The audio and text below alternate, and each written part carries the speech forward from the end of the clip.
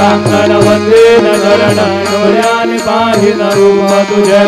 प्रेमे आलिंगिन आनंद पूजिन भावे वारिन म्हणे नाम त्वमेव माता च पिता त्वमेव त्वमेव बंधुश्च सखा त्वमेव त्वमेव विद्या द्रविडं त्वमेव त्वमेव सर्वं मम एव देव कायेन वाचा मनसेन्द्रियेण वा बुद्ध्यात्मना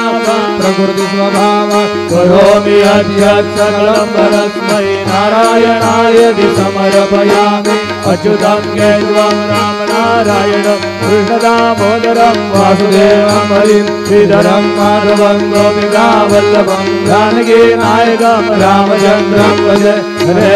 राम राम राम हरे हरे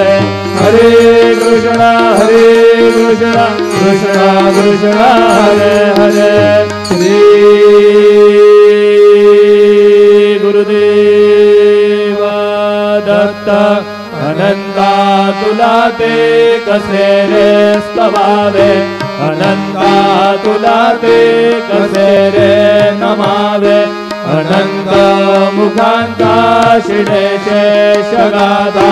नमस्कार साष्टांग श्री साईनाथा